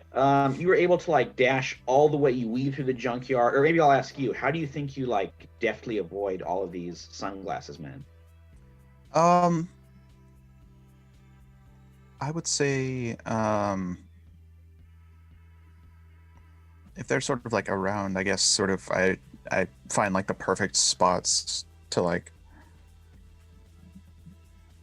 weave through them as they're sort of, and every once in a while I'll just like, if need be, I would like crawl under their legs and just. Oh, the classic like slide right between their legs. Yeah. Whoa. All right. And with that, you make it all the way back to the garage. So you poke your head in. Big Jack like kind of looks up from his work table and he's like, "Kid, what is it?" No, we got trouble, Big Jack. Weird, like possibly Abraxonites. They definitely look like it, but they're just like weird, like guys in sunglasses, and like Charlie is definitely not liking this. I always was afraid they'd be back. All right, hold on. I think maybe I was thinking how they can help. But let's check back for the rest of you guys. So we'll go to Oswald and then Jordan. So Oswald, sunglasses men appeared. Sean just took right off. Buddy's still up there. Charlie, I think, was like kind of on the ground crawling around. So they're definitely in the mix too. Sunglasses men, you can see they do want. I mean, they seem like they want to kill everybody. They're totally frying the rest of the fireballs, but they want Charlie as well. So what do you do? I kind of know what Oswald will do, but I was wondering if I could call upon Charlie power before Sean technically gets completely out of the area. Absolutely. Oh, I didn't ask if Sean, did you like whisk up Charlie as you ran, or are you leaving him there? I figured he was in my backpack. That's what I thought. Yeah. Okay. Yeah, But yeah, he can use the power before Sean runs off, though. Sure. 'Cause Yeah, I will say that he does have. If you want to like tap into his gentle side, I'm all for it as well. Perfect. Okay, that's going to change my plan, but perfect. Okay. Because I liked how Michael said his hand creeped out for French fries. So as you're running, I like his hand to sort of creep out. Is it possible that he could control the tech of the junkyard? Because that's what I have as his power. Could he control like a crane possibly, or the big magnet? Because I know certain equipment like that existed around that time period, but I'm not 100% on what existed. Oh, for sure. Yeah, this junkyard could have like kind of a crane with a magnet for lifting up the busted vehicles and dropping them around. Could Charlie sort of swing the arm gently towards Buddy to get him lifted off of that junk pile? Well, Buddy's not really made of metal. No, but I mean, like, could he grab onto it, or like at least get him near it, or is that too much to ask? I think I could do it. I think it's just going to be it's going to be kind of tough for Buddy. Okay. I don't know how his upper arm strength is, but all right. So I would say, what do you think it looks like when Charlie is like controlling the crane? Possibly like his arm comes out, literally like the crane itself, and like he moves his hand like it is the crane and tries to like get it near where Buddy is, like the claw machine. So cool. Sort of. Mm-hmm. All right, so this big crane magnet swings down. Buddy is able to like leap up. He grabs onto it. He's not able to pull himself all the way on the top, but he's kind of like dangling, and he swings. Buddy's not a chin-up kid, right? He doesn't do many of those. Probably not. So it swings him away from the hill of garbage, and he's now kind of flying over open space with his arms flailing. All right, so what does Oswald do? I'm gonna try to see if I can find a set of keys to a hot rod, because that's what I noticed on the way in. You mentioned that, and that's in Big Jack's garage though. That's not in the junkyard. Gotcha. Okay. You want to make it back to Big Jack's? Then perhaps is there anything I can pull away from somewhere that might start causing like things to topple over? Can I have one adversity token? Can I use intuitive to see if there's somewhere I can find like a point of weakness somewhere where I oh, you want me? And just kick the bar like, just like kick it, just sort of gently, all these things start falling down or whatever. All right. Yeah, I would say you do that. You like kick aside an old busted chest of drawers or piece of furniture or something, and then this mini avalanche of garbage comes tottering down, crushes a bunch of the Sunglasses Men, giving you enough time to escape. However, they are like, their hands are smashing up through the garbage coming at you like zombies busting out of their graves in a classic horror flick. So Jordan, this just happened in front of you. Their Sunglasses Men are buried, but like they're still coming out. What do you do? Jordan's going to take the opportunity to try and get that ornament from the car. Oh, nice. Okay. It is the I would say maybe like Oswald still has the wrench. I think he dropped it in like the chaos, perhaps you could say. Oh, good. Leverage. I'm sure the moment these all showed up, I probably have a wet spot in my shorts too, but who's noticing things right about now? Heat of the moment, nobody can blame you. We've all been there. Okay, give me a quick brawn roll. Righto. That's a D8 for me. 7. Ooh, that does it. All right, you snap off the hood ornament. You what does it grab look like, it. Anyways. Okay. You grab it and start dashing back. So you all make it back to the garage. Sean, you got there first. So Big Jack says, "The Braxtonites, they fear fire, just like the Errol King." Wait, you know about him, son? Like flamethrower? Oh yeah, no, I pull out the book. It's like, yeah, I read all about it in here. Wait, we're going to set things on fire?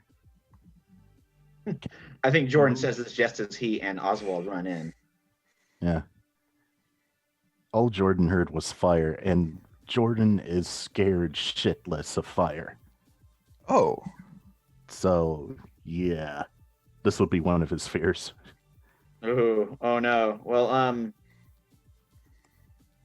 Big Jack says, well, Jordan, I hate to do this to you, but Sean mentioned something about a flamethrower, and that's just what I have. While he's like ushering the other workers out, he pulls open a drawer in like the very bottom of his office, and he has one of those gasoline tubes and the straps. And he like kneels down. He's grunting a little bit. He's getting on in years for sure. And he like slips it on, takes up the tube, and says, "Ugh, when did this get so hard? All right, hold on for it. You may have to keep him busy for a second. Hopefully, that stunt you pulled in the graveyard gave us some time, but in fact, it really didn't. Because as you're looking, as everybody else is pointing out of the garage, you see like the 6 sunglasses men, and the walking their way out of the garbage dump, and they're kind of like shaking and vibrating, and the trash is like flying away and leaving their bodies as they are hurrying in. Oswald, you said you wanted to get the hot rod? Yeah, possibly. Okay, That's it is the right there, and the keys are next to it.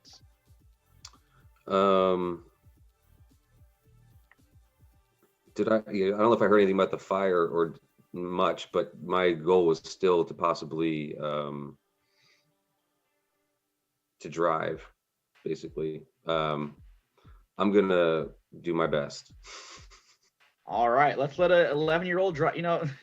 In this episode, we've had kids drinking, smoking cigarettes, shooting gun. Well, they haven't shot a gun yet, but having a gun, now driving a car. So this is definitely like juvenile behavior we do not condone. But No, but we need to get. Sorry, go Oh, ahead. go ahead. Oh, all part of the game. All right, Oswald. You've never driven a car before, I bet.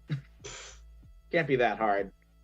You are gonna have to roll. Let's go with brains. Okay. Yeah, I know we need to get going pretty much. That's all I'm thinking Oh, are about. you using the car like a weapon, or are you going to escape with it? I should ask that. What kind of your goal is? Yeah, my goal is to get going, because I saw Sean book it and other people started leaving, and I tried to help, but I can't fight. Like, I know this. So my crazy goal is to get out of here. I got a 15 on brains. Oh, wow. Okay. How do you think you're able to drive this car? With like maybe even one eye over the dashboard. Just like doing my best, just like tilting my head. Because I am as forward on the seat as possible. I might even be slightly standing as I have one foot on the pedal to hold this thing and drive. Okay. So you're able to get the engine going. You start like kind of peeling out through the open garage doors. Yeah, it's got like the bucking going on. I'm like, hitting the gas and having to like reset myself, and like it's off. But yeah, doing my best. All right, Sean, Jordan, are you going with him? Well, if the plan is to light things on fire, yeah, I would definitely want to get out of here. Before I do, though, I take out the ornament. Mr. Rabbit's here. Why do I keep calling him Mr. Rabbit's? You like toss it over, he catches it, and just like puts it in the pocket of his coveralls as he finishes strapping on the flamethrower. And he's like, all right, as soon as I finish toasting these guys, I'll finish building the crowd, or I'll finish building the crown. Go on, get out of here. I see your friend got my car going. Let me know how it rides. Then Jordan like jumps in the back seat because he knows he's not allowed in the front. How about Sean? Helps to unmute. I guess with sort of like the approval, the go ahead of Jack, he'll hop in the front and sort of like help with like sights, basically just be looking over the dashboard. Sure, play navigator. Yeah. All right. So you all pile into the hot rod. It pulls pulls out of the garage and then zooms into the street. Meanwhile, Rosie and Dr. Baumgartner in this limousine are cruising down the street on the other side. You get to the fence that borders the junkyard when a crane crazily swings over the top of the limo, and poor Buddy, who is left dangling on, he can't hold on anymore, so he lets go and he like falls onto the top of the limo. Thankfully, he wasn't going super fast, so he's not like that injured, but he's still definitely hurt. The driver like speeds to a brake, and he like looks back and he's like, doctor, like, I think a kid just fell on the hood. I don't know if the agency can really cover this kind of thing up. And Dr. Baumgartner's like, oh, no. We've done much worse. Can I ask a quick question, Michael? Mm-hmm. Is Yeah, go ahead, Rosie Rosie. still like tripping? Like in I would say it's wearing off, but probably the after effects are there. So it's not full-on hallucinations, but it's like in the corners of her eye and so on. Right. Is it just? Was she only hallucinating horrible things that happened to her, or was it like horrible, like visualizing horrible stories that she's heard too? It could be just a little of both. It's like just whatever her mind needed to do to make her stop, which was the goal of the drug. Gotcha. One thing she would have said to Dr. Baumgartner on the way over is like, Baumgartner is a Jewish name, yeah? He's like, yes, because I'm a Jewish fellow, as it turns out. Not particularly religious, though, but... My dad said I should always be nice to Jewish people. Sorry I ran from you, mister. Oh, no, not at all. Rosie, I think you and I are going to be fast friends. Now... And he looks ahead to the driver, and he's like, why don't you get that little fellow off of the hood of the car and put him in here? We'll see what we can do. So the driver brakes the limousine, goes over and gets Buddy and like tosses him into the back. And Buddy is like struggling and crying and trying to get out. And Dr. Baumgartner pops out a quick syringe and gives him a stab. And he's like, there we are. Some goats just need to learn to be a little bit more compliant now and then. Yeah. So as Buddy like kind of slows down, then he starts probably getting his own horrible hallucination, maybe of his own dad's past criminal behaviors. A limousine comes, or not a limousine, a hot rod comes careening down the other way and speeding straight towards the limo. So Oswald, you see this limousine is blocking your path. Baumgartner is actually, in fact, ordering his driver to like try and stop your car. So Okay. what does Oswald do in this situation? Well, there's two other pedals, if I'm correct. Maybe just one. I doubt automatics were really a Yeah, a there'd thing. be two. Automatics Yeah. were not a thing in the 50s. Yeah. So there'd be two other pedals. He's making an educated guess on which one's the next one to press. You do know how to drive, right, Oswald? Nah, this is going to be a total roll. Always the thing you want to hear from your driver when you ask them if they can drive. He Nah. knew, like, as he was pressing them, the left one didn't do much. It just went in real easy. The middle one didn't. It resisted really heavy, and the right one went. So he went with the right one this whole time. Well, you better think of something quick. We got someone coming the other way. It's probably been, All right. by the way, it's been in first gear the whole time, just like really whining. Do we notice anyone in the limousine by any chance? Do we spot Rosie? Yeah, I would say so. You can see her. You can like make out. I mean, the back door is kind of open because they hauled Buddy in there. So yeah, you can see her in there. Oh, hey, there's Rosie. I thought she doing in was going there? home. And isn't that the doctor we saw? Oh yeah, you recognize Dr. Baumgartner for Oh, sure. that's not a good sign. And who's that they got with them? Is that Buddy? Oh yeah. Oh, no. By the way, didn't we leave that other kid, Bucky, there too? Oh, Bucky's long gone. Oh, Yeah, the sunglasses man fried him. Mm. Oh, I gotta well. let you know, it doesn't look like, Rosie was happy to be in the back of the limo, but she doesn't look upset about it either, although it does look like she's definitely been crying recently. Hmm. She just looks like shell-shocked. Mm-hmm. Any ideas what we should do? Oh, no. I know what's happening. My grandma told me this is what happens if you go with strangers. She's being kidnapped. Oswald, floor it into him. What? She's being kidnapped. My grandma told me this is what was going to happen. Can we not stop for Rosie? Well, I think we should do something. I'm gonna do my best to stop still. Or at least see what's going on. Okay. So Oswald, you want to like try and break like right next to them? I'm probably not gonna be into that good. I'm probably just have to like total just maybe stop just before I smash them. That's my best guess. But All right. I'm Go ahead and gonna give do me my a best to brains stop. roll. I'm gonna do my best to stop, and I'll try to avoid them. Of course, I'm not gonna try to run into them. I just can't promise that. Yeah, 5 is gonna do that great. So.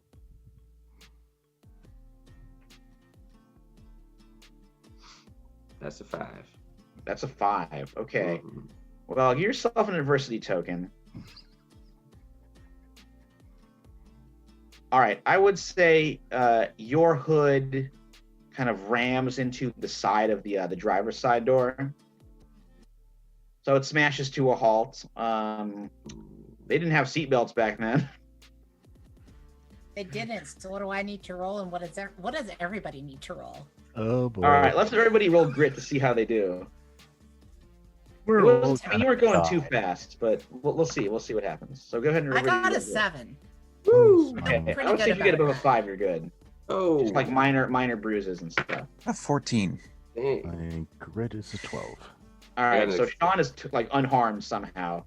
Rosie got got a like 1. kind of like, what's that? Oh, I got a straight 1. Ooh, okay. And I don't have adversity tokens.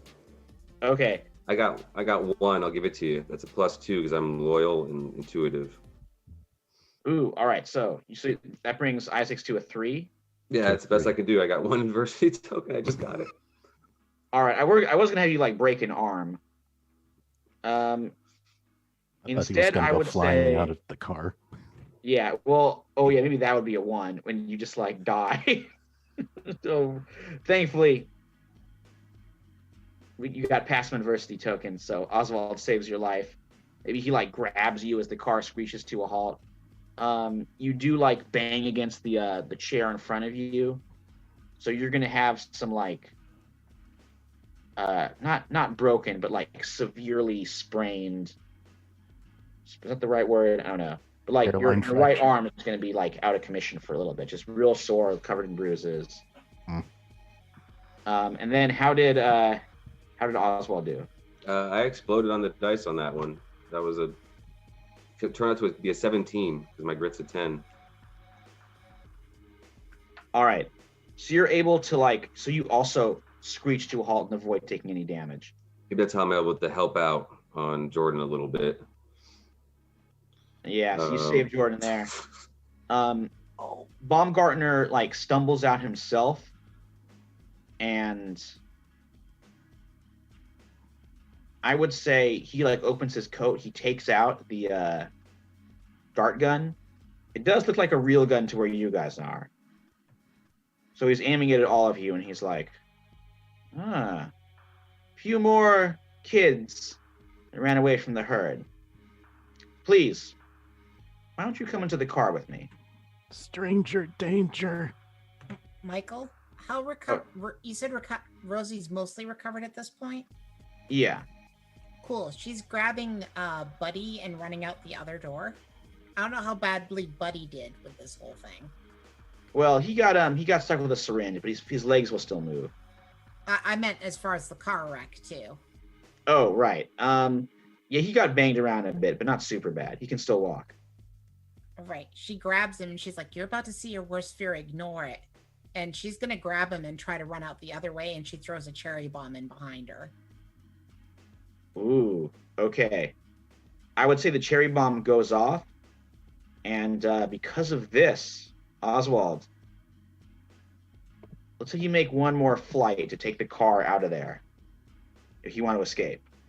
Yeah, if they, geez, okay. I wasn't sure if you're gonna make me roll anything about that cherry bomb. Yo, that's It's amazing. just working. So. No, I mean it's not hard to throw. It's a lit cherry bomb. I think Yeah. that's.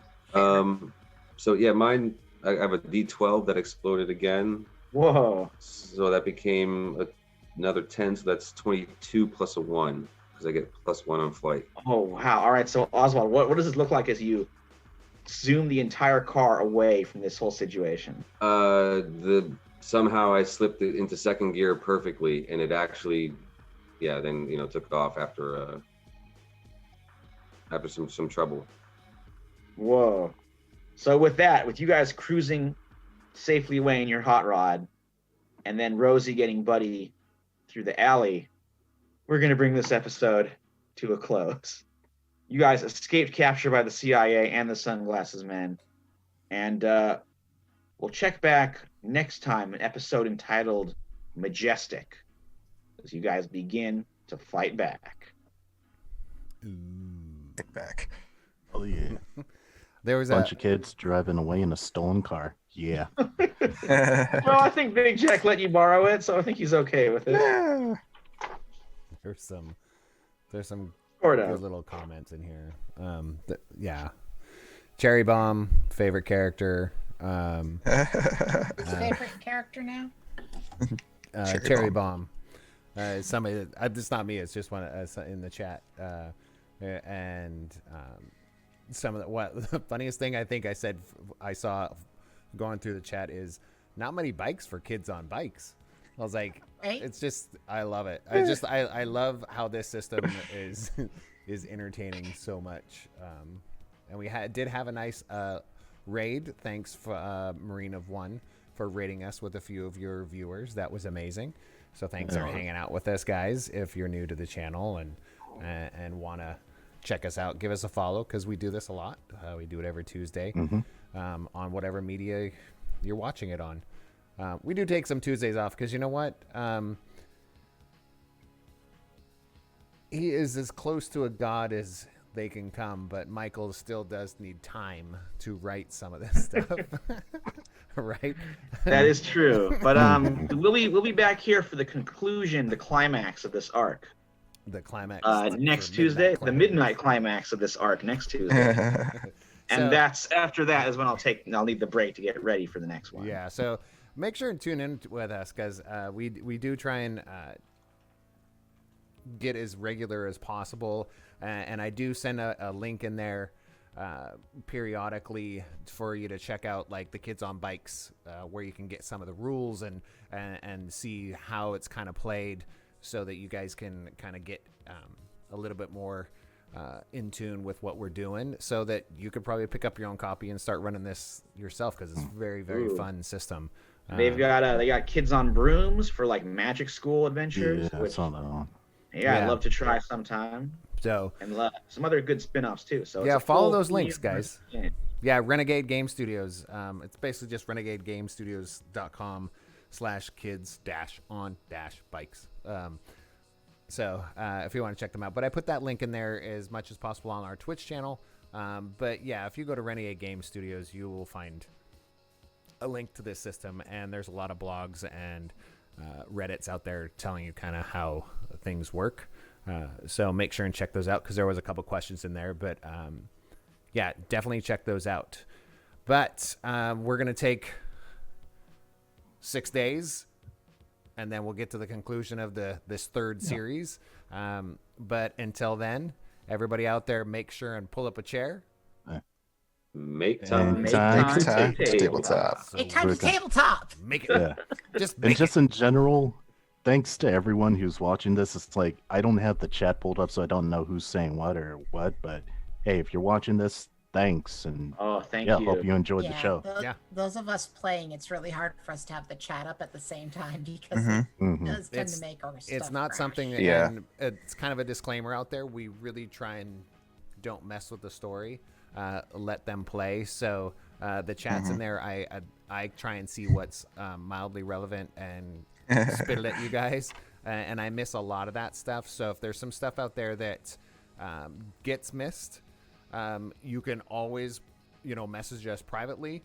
Or, I mean, if you go to timetotabletop@gmail.com, you can send us an email there, or hello@timetotabletop.com. There's easy ways. There's many, many social media easy ways to just reach out and say, hey, I saw that game. It's pretty easy to reach out. But I really feel like I like seeing these guys just play and see where this all ensues into our brain and seeps in. So I enjoyed it. So we will see you next week.